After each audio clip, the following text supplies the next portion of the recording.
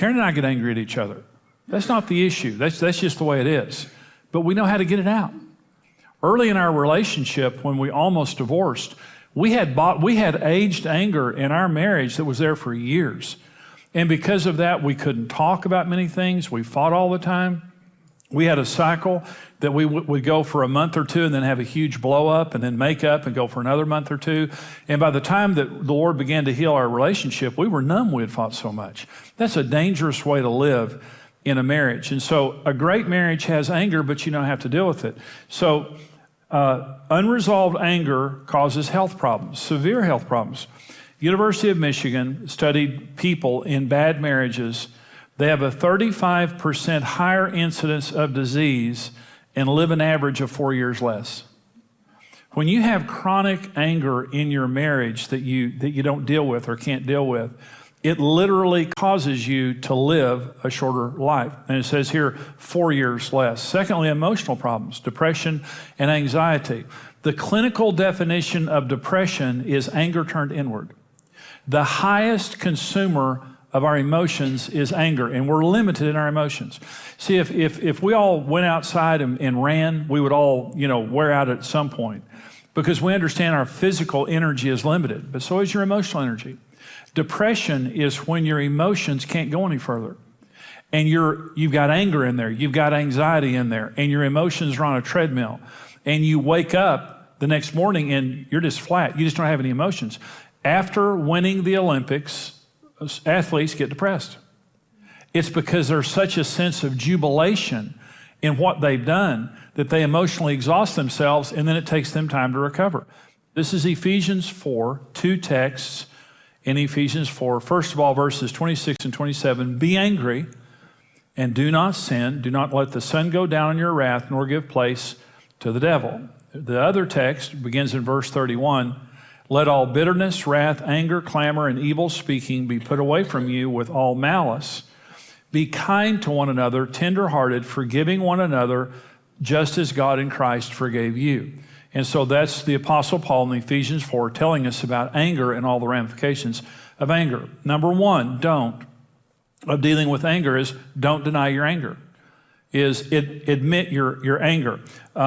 When you bottle up anger, there are intimidators and internalizers. Intimidators, you always know they're angry because they're always angry. And they're teapot whistles real quick. And so, this is the way I was, is that they're intimidators. They're angry and they want you to fear their anger. This is the way that I was. This is control. Part of control is I want to train you that when you cross me, you're going to pay a price. You're never going to have intimacy in that environment. That's why we didn't have intimacy. So I was an intimidator. I was always going off. I was very emotive. I was verbally abusive. When Karen made me mad, I just say whatever I wanted to say. Devastated our relationship. But then there are internalizers. And Karen was an internalizer. And so she wouldn't talk about her feelings. She would just kind of bottle up her emotions. Really was one of the reasons that I got so frustrated. I knew there was something wrong, but she just wouldn't talk about it. But every couple of months, she would just explode, and it would all come out that way. So we were both extremely unhealthy. I was doing a seminar in Ohio, and there was a couple that came up to talk to me, and they were telling about their friend, and their friend just left her husband. And they've been married for 10 years, and their husband came to them and said, she never complained one time. She never one time told me anything was wrong. And she said, and then she left me and left a note telling me how miserable she was and all the things that she felt and thought. She had internalized anger toward him for 10 years, never told him, and was all over with. She divorced and just left him. Okay, that's kind of one of the ultimate things the devil wants for us, is for anger to destroy our love, our outlook on life, our optimism, and then for us to become hopeless in relationship. Don't deny your anger, and there's a couple of very important things here. First is don't feel guilty about your anger. Let me tell you some of the reasons that we get angry. Sometimes we get angry for good reasons. Sometimes we don't get angry for good reasons, but one reason for anger is legitimate violation. You crossed a boundary. You did something that you shouldn't have done, so I'm angry. I can get angry because of ignorance or misunderstanding. Karen is a normal woman, but when we first got married, I just thought she was weird. I thought there's something, she's defective because she's not like me. And in my ignorance of females in the way that God calls females, have you ever tried to put your children's toys together? Okay, that makes me angry because whoever writes those instructions is of the devil. And so sometimes just ignorance, you get frustrated and you get angry or whatever. Immaturity. Sometimes I get angry because I'm just immature. I'm just, kind of being a brat. Sometimes it's unrealistic expectations. I had an expectation that it would be easier. I had an expectation that you would change. I had an expectation that didn't come true. I don't know why, I'm angry all the times, and sometimes my anger is illegitimate, but it's still there. Again, my feelings may not be right, but they're real. They're my feelings. I'm not going to feel guilty because I feel angry. Okay. The second is to cultivate an atmosphere of honesty within your relationship. Your spouse has to know they can share anything without paying a price. Emotionally, regular everyday stuff. See, when we get people in counseling, and people will come in counseling and they'll say this and this and this and this, and we'll say, have you told your spouse that? No, they go ballistic. And what that means is the atmosphere in our home is I'm not free to share because they've trained me that I'm going to pay a price. So I've done it before. I paid a price. I don't feel free. Let me tell you about two stores that one I hate, one I love. There's a store that I shop at that I love. And, it's a big box store, and they just take anything back. They're the most fantastic people on earth about taking stuff back. So I bought one of those leaf blowers one day from the store, and I took it home and I used it for a couple of years, and it broke, and it was out of warranty. I knew it was out of warranty, and so I took it back to the store and I put it up on the counter. A little gal was behind the counter there, real sweet, happy person, and I put the leaf blower up there and I said, honey, I want to get this fixed, if you would. It's out of warranty, but if y'all would go ahead and fix it. And she looked at it and said, you bought it here? And I said, yeah, I bought it here a couple of years ago. It's out of warranty, if you wouldn't mind getting it fixed. She said, why don't you just go get another one? I said, no, I don't want to buy another one. I said, just go ahead and fix it for me if you would. She said, go get another one. We're going to give it to you. So I go over and get me a leaf blower, a better one than I had the first time. Go get a better one. Come put it up on the counter. She scans it and said, thank you. And I thought, I love this store. I absolutely love the store because they have a customer relations counter, and it's just such a wonderful place to go. And I feel safe buying something because they'll take it back. If I don't have my receipt, they'll take it back. If it's all beat up, they'll take it back. I just feel great about that store. Well, there's another store I don't like, and someone gave me a shirt.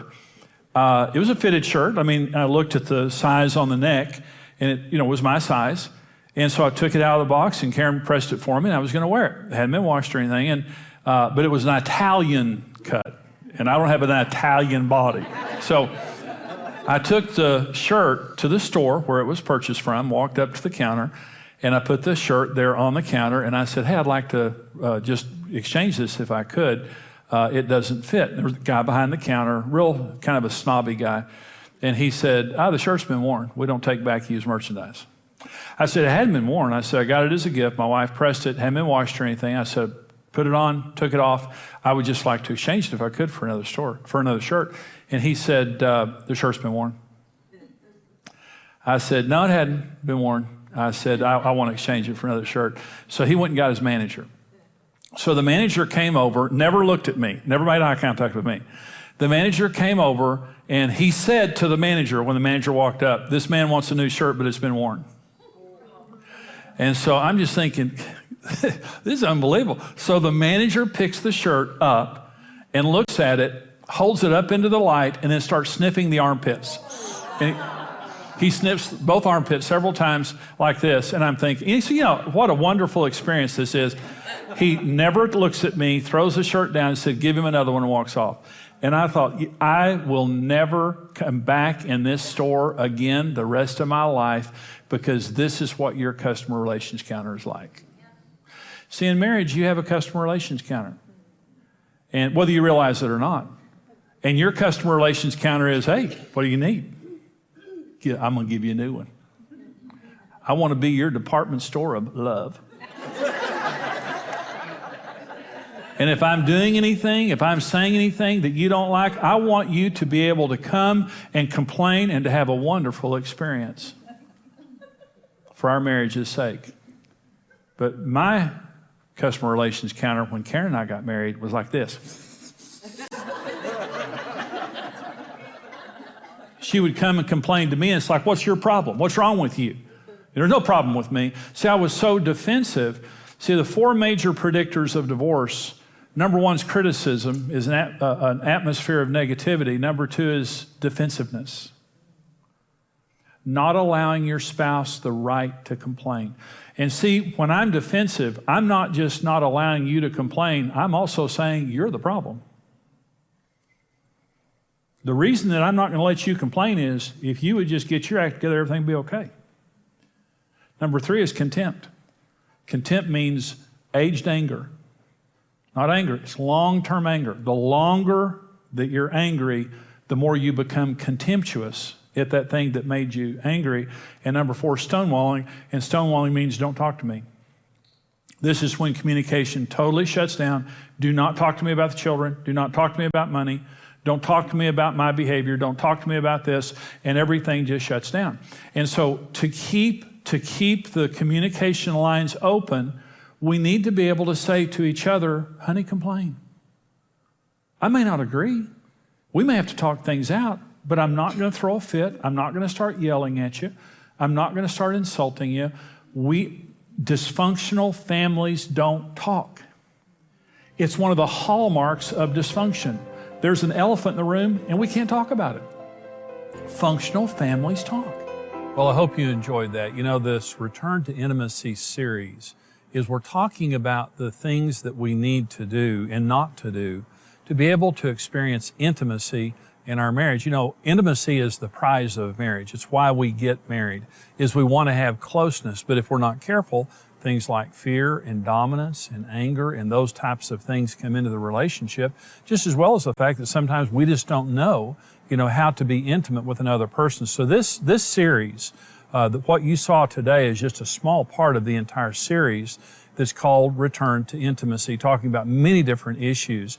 And right now, for your gift of any amount, we want to get you the 4-part CD series, Return to Intimacy, that talks about anger, dominance, fear, the secrets of intimacy, all of those things that are so important to be able to have the marriage of your dreams, for your gift of any amount. But I want to encourage you to be generous, because Marriage Today is a mission and a ministry. Hopefully today we've ministered to you and to your family, but we're also a mission. We go all over America and the world ministering to people in this vital area of marriage. Also right now, for your gift of $90 or more, we want to get you the entire 4-part DVD series along with our 1 devotional book. You can watch this by yourself as a couple. You can watch it maybe as a small group or something like that. But also our 1 devotional book is a fantastic way just to deepen your marriage. We want to get you these resources. Here's how you can get them. Support Marriage Today with your best gift and receive the series Return to Intimacy. In this series, you will discover how to keep intimacy thriving and growing, why fear causes us to react, and practical steps to resolving anger, conflict, and dominance. When you devalue and reject the thoughts of your spouse, intimacy is out the window. For your gift of any amount to support Marriage Today, you'll receive the entire Return to Intimacy series on CD. For your gift of $90 or more, you'll receive the series on DVD. We'll also include the 1 devotional book filled with 52 marriage-building devotions as a free bonus to the DVD teaching series. The word intimacy means inner closeness. That's what it means. It means close on the inside. Recapture closeness in your marriage like you've never experienced before. Whatever your situation, you can return to intimacy.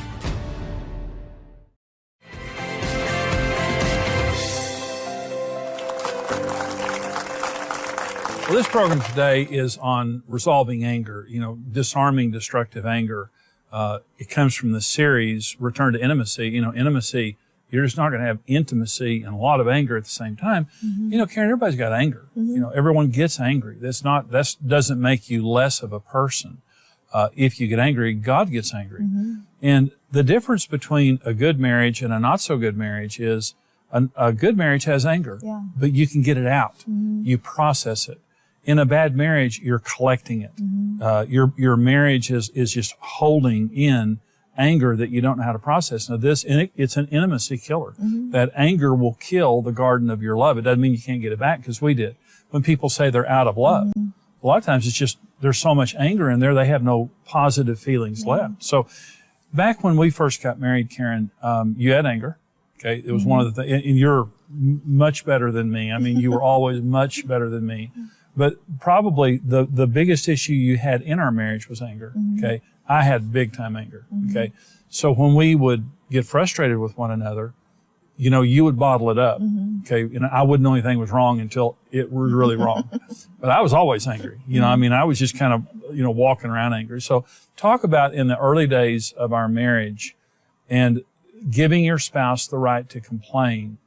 When I complained, I didn't do it well, but just talk about those early days in the anger.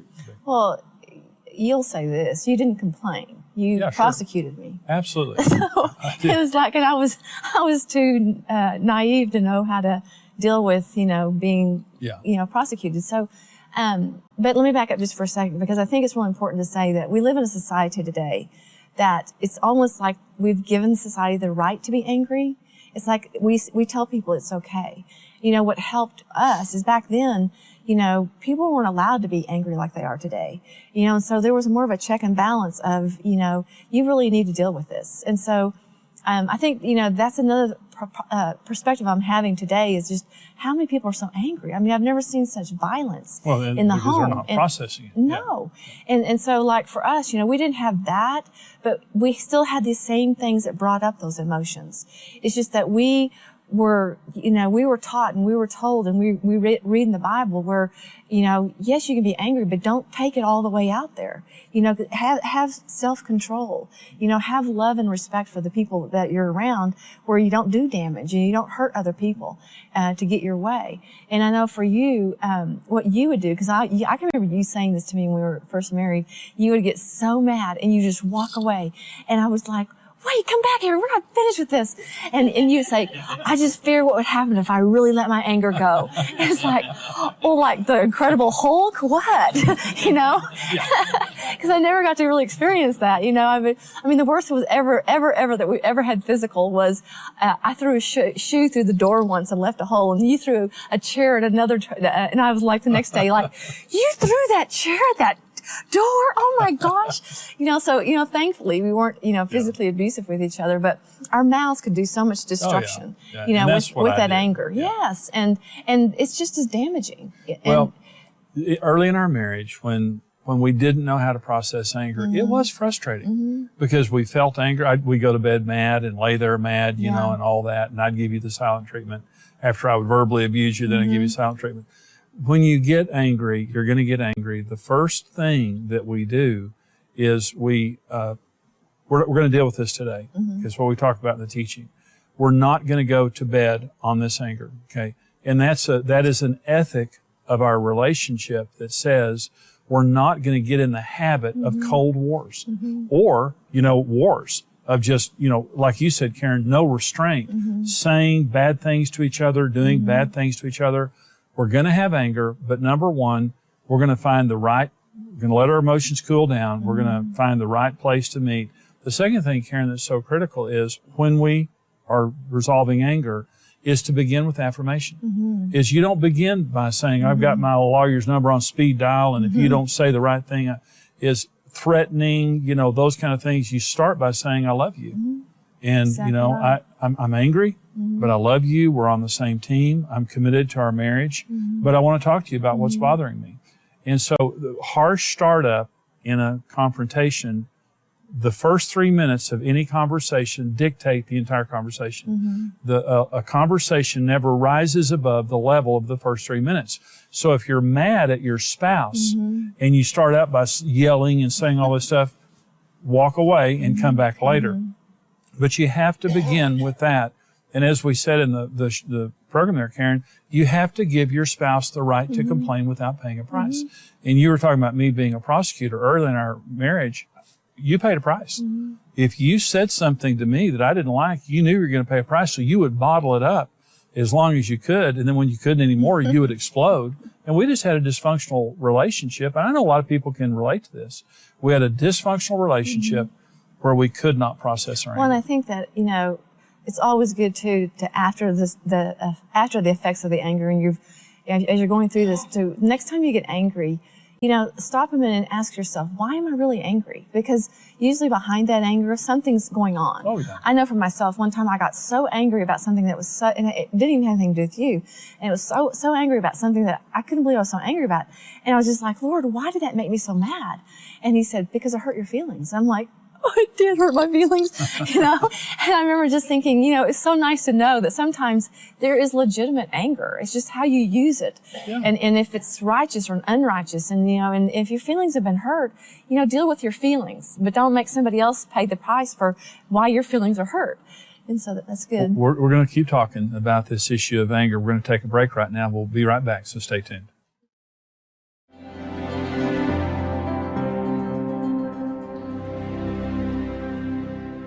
For over 20 years, Marriage Today has been ministering to marriages and families all across America and all across the world in over 200 countries. And so it is our joy to be able to come to you right now and to hopefully encourage you, to minister to you, to give you some skills and tools to succeed in marriage and family. If we've been a blessing to you, would you consider giving your most generous gift to help us financially? The information is there on your screen of how you can call, or you can send in a check or a gift in the mail, or also how you can go on our secure website and give right now. Please consider giving your most generous gift, because everything we do, it happens because of generous people just like you who've been touched by our ministry. Please give your most generous gift. And also, if you want to become a monthly partner, the information is there on your screen of how you can become a regular monthly partner of this ministry. And in so doing, you get a gift that nobody else gets. It's a special resource for our rock solid partners. Thank you for your giving. God bless you. Going through divorce is a lot to ask of children and often results in years of emotional pain. It's a violent ripping apart of their parents and a sense of abandonment. What sometimes we see as a quick way out can mean complete loss for a child. You have a 100% chance of success in marriage. You were made for marriage. Marriage Today exists to protect children from the pain of divorce and to steer couples away from marital failure by telling them the truth.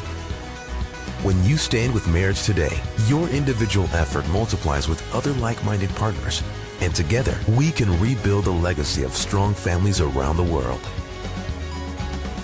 Choose your level of partnership today and receive immediate access to the video streaming library. Become a rock-solid partner today.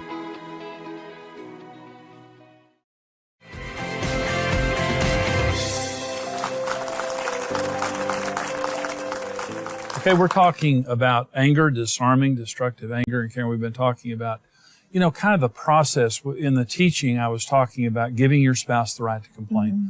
The biggest issue of all, if you're going to be able to process anger, you've got to let your spouse know if something's wrong, tell me. Mm-hmm. And I won't, browbeat you. I won't yell at you. Mm-hmm. You will not pay a price because I want to know. It doesn't mean I necessarily agree. But I want to know. That's the mega issue of being able to process anger. Also saying we're not going to be in the habit of going to bed on anger. Mm-hmm. We're going to deal with anger. This is dangerous. Exactly. Anger is dangerous. And so it's normal, but if we let this stay in our relationship too long, it's going to be dangerous. Now, Karen, when we sit down and talk and we begin mm-hmm. by affirming each other, we don't begin by yelling at each other, mm-hmm. but we begin by affirming each other. And then we complain. Mm-hmm. Okay. Now, complaining is different than criticizing, because when we first got married, and I would came at you and mm-hmm. we were angry, I would point my finger, mm-hmm. you did this and you did this. But complaining is about me. Mm-hmm. And when I complain, you don't feel on the defensive, because I'm not saying there's something wrong with you. I'm saying this is how I feel. Mm-hmm. You're not on the defensive. Mm-hmm. I'm able to say what I say. And I'm just saying, I don't know what you meant by that, but let me tell you how it made me feel. Mm-hmm. And it's a lot more effective. Yeah, and let each other hear each other out. Yeah. Like, when you start the conversation, like you're saying, you want to complain about something. as the person's listening to you, as me, the person listening, you know, I need to let you finish what you're going to say, because we have a tendency to jump in and think, I know where you're going with this, and I don't want to hear it. Right. And so, you know, it's like, you know, so be respectful, that, you know, let you finish how you're saying it or how you're feeling it. And then come back, and the first thing that always should take place, and you and I, we work on this, is, you know, to say, you know, I am so sorry that's how it made you feel, but let me give you my perspective. Exactly. And, you know, so that it's a respectful conversation that's going on between two adults that just, you know, you're just wanting to make sure that you deal with issues as they come up, because this is the biggest deal, is that we let things build up. Yes. And then we get this explosive stuff happening. And if we just talk honestly all the time, it helps. It does. And there's so many times, Karen, that I felt that you were disrespecting me. I felt like you meant to do something. Then you would give me your perspective, and I realized even though I felt that way, it wasn't true. And we were then able to process our anger. And you can do this. I'm saying wherever you are in your marriage, in your relationship, anger is, you're going to have anger. But if it stays in your marriage very long, it's an enemy. It's going to attack your intimacy and your goodwill. So just make your mind up right now. You're going to become an expert in dealing with anger. You can do it. I'm sorry we're out of time. We'll see you next time. God bless you.